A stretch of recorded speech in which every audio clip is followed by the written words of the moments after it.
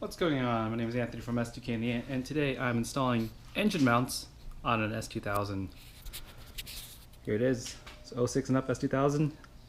Let's get started. Alright, of course the first thing we gotta do is pop the hood.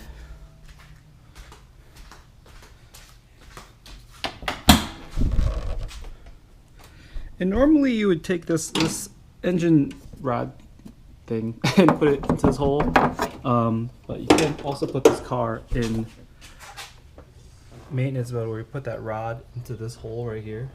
See that hole right there? Luckily I have a spare rod that I use just for this.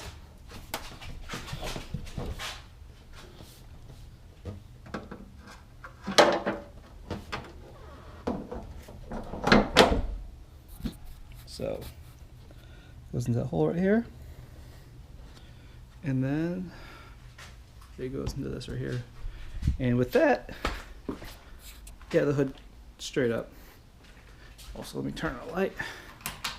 Boom, beautiful. Second thing we gotta do is jack up the car. Put jack stands in the front, chalk the rear tires, and I want to do that now. Alright, and jack the car up from that point right there. It's like a metal thing sticking out around your car. That point right there. Go ahead and jack it up from there.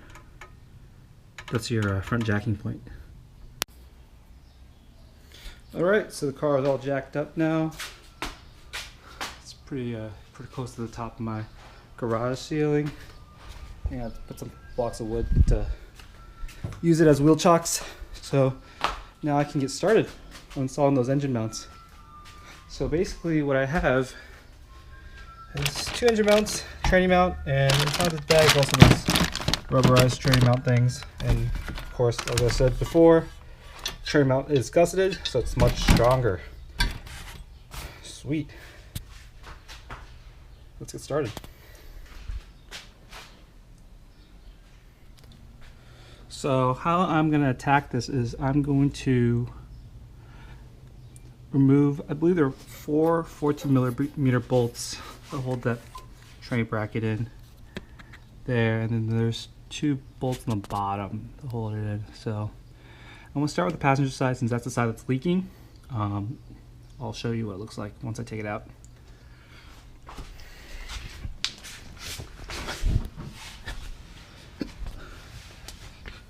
So as you see on here, the engine mount, this is what we're replacing, is this thing right here, this rubberized thing.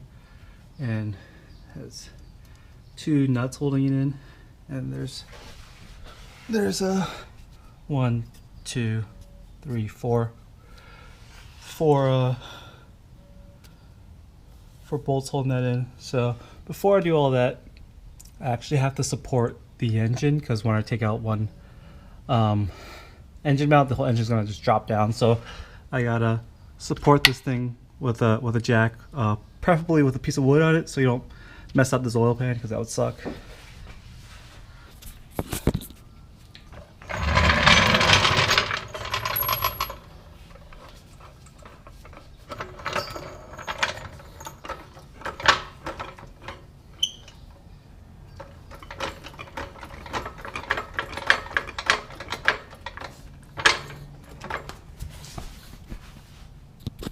So I'm using a piece of rubber at the end of my jack. It's kind of like a hockey puck, and that'll be a soft contact so it doesn't mess up my oil pan.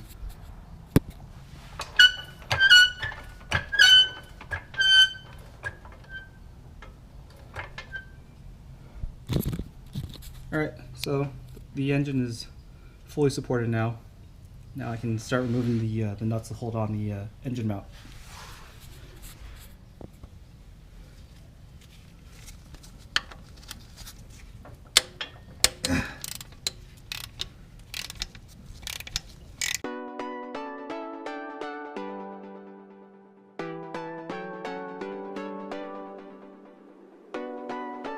Okay, now all 4 bolts are removed. And the 2 nuts down here are removed. So let's see if I can remove this without having to take off this crossbar, which isn't that bad. I mean, it's only like a few nuts holding this together, but I prefer to do like less steps. And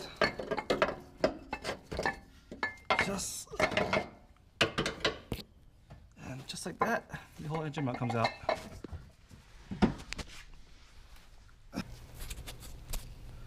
So this is the passenger engine mount. It's outside the car. The reason we removed it was that it was cracked. Just looking at it from top, like it's facing down in the engine bay, I saw there was like all this orange rusty gunk around here, which is the liquid that they fill their engine mounts with.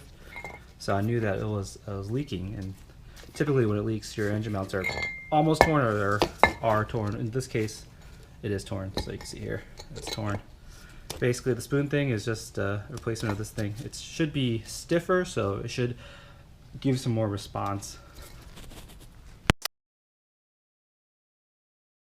Top bolt right here is a 17.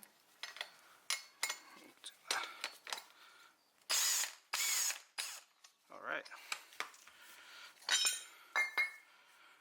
Okay. There we go. That's the old one. That's the new one. Night and day. So here's the new one, this new spoon one, and here's the old one. It's exactly the same. Then transfer over the metal piece up top. The metal piece only goes on one way, so this goes in that hole, and it goes there. Same thing here. As long as it matches up here, you'll be good.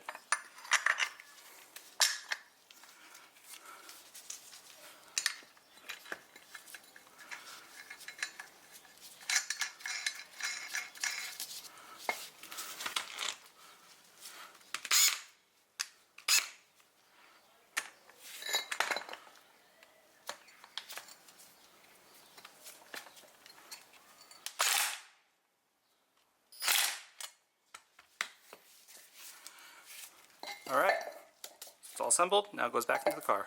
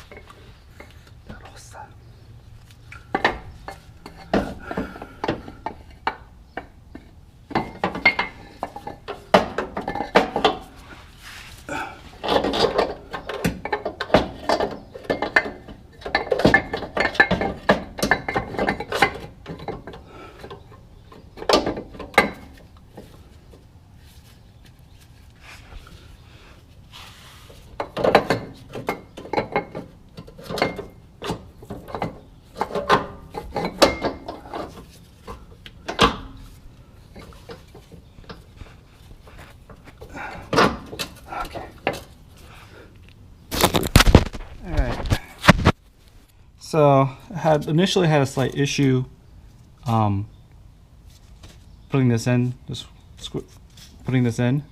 but all I had to do was jack up the engine just a little bit more, and that allowed me the clearance to push this whole like assembly and finally get this in. So that was a small pain. So that's what you got to do. You got to sometimes if there's not enough room for this to fit in here, you just got to jack up the engine just a little bit more. Just don't go crazy, and that's it. And I managed to get it in, so cool. So just put the 4 bolts back in, the 2 nuts down here, and then get to the other side, and it's the same thing.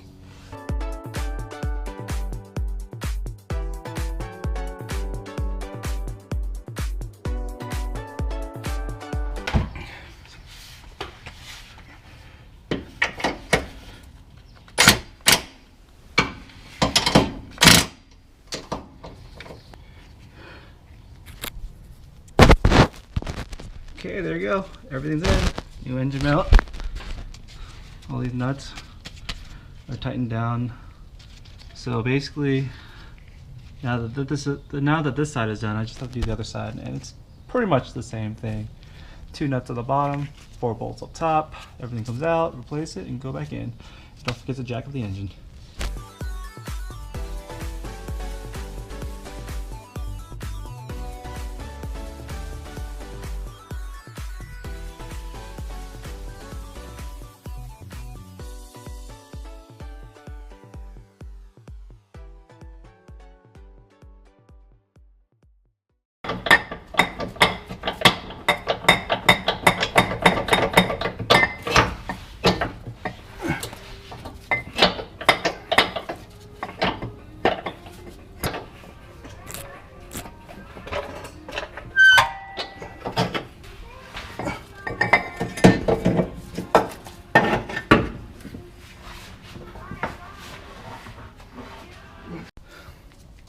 So, as I suspected, the driver's side was good. There's no cracks or anything, but I'm still going to replace it because the spoon one is stiffer, which should give you more response when you're driving. Usually the passenger side goes first because of the heat from the exhaust manifold and all that stuff, so that usually cracks first, but the driver's side stays good for a good amount of time. But I'm still going to replace this with the spoon one and freshen it up. Alright, and the driver's side's done. To get the engine mount out, I had to jack up the engine so I had enough room to take the engine mount out. And same thing with installing it. I had to make sure the engine was still jacked up so I could take the engine mount and put it back in so there's enough room. Because if you don't do that, there's no way you can take out the engine mount because it's just too tight. So you gotta jack up the engine and take it out. And it's the same installation removal, same thing. Those 4 bolts, 2 nuts at the bottom, and that's it. So now we're gonna move to the rear of the car and do the tranny mount. Okay, so this tranny mount supported by 3 14s, 1, 2, and there's one at the end here, and then these guys. That should be it. Let's see.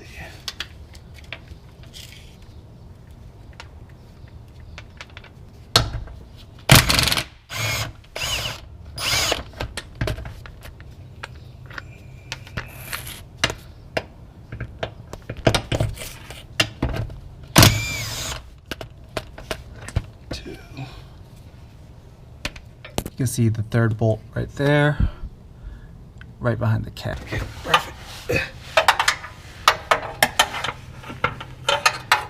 And for that, I'm using a 14 with a swiggly socket on extension. I use tape so it doesn't articulate as much. So, the hack I found out.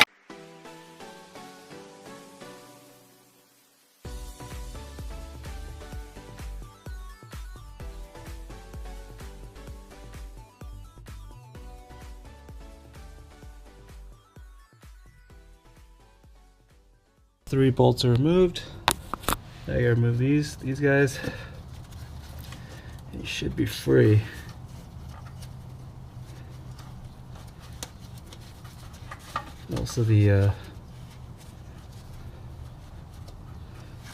And also the O2 sensor clips into this thing too, but you can remove that. That's easy to remove.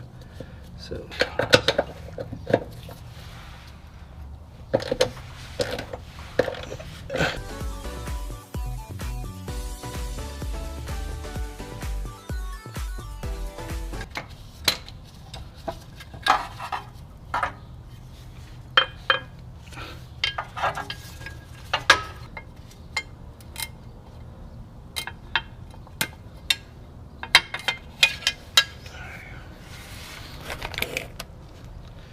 There we go. Next, we got to remove these rubber things, which I believe are held on by a 12 mil bolt on the other side.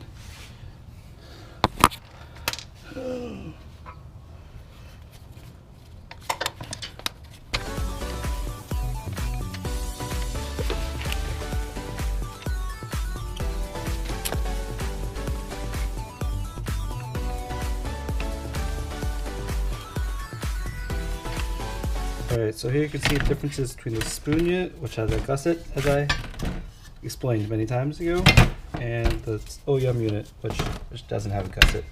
You're going to replace these two rubber mount things. There's 12mm bolts on both sides, and then so put these on first, then this, and then you should be done. Of course, don't forget to clip your O2 sensor back into this hole. Hey, so you'll notice an issue when you try to put this spoon training mount back on. Since there is that welded part on here, you won't be able to access that bolt very easily. The one over here is the very right.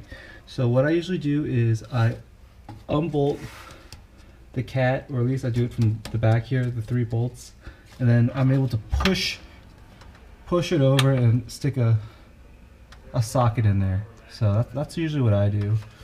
And with these engine mounts, don't forget the flat side goes up, and the flat side goes down, like towards the mount, and the not so flat side goes up. All right, and everything's back together. 2 bolts here, 1 bolt here, and the engine, the training mounts. So what I should have did actually is I should have just, when I removed it, I should have just removed these top 2 nuts up top, and then these 3 down here, and then the whole thing would come down, including the rubber pieces. So that's what I should do. So, yep, and don't forget to take off your cat to get to this bolt if you're using a spoon training mount, because it's really hard to get to unless you move the cat. Hey guys, so once again I want to iterate that the rubber mounts, the flat piece goes down towards the mount, and the rounded pieces stay up. So the easiest way to do this is to take these 2 12mm bolts off, or nuts off, and then undo the 3 14mm bolts, and undo the clip that holds in the O2 sensor, and just have it come down as one piece. That's the easiest way to uninstall and install it. So, alright, thanks for watching.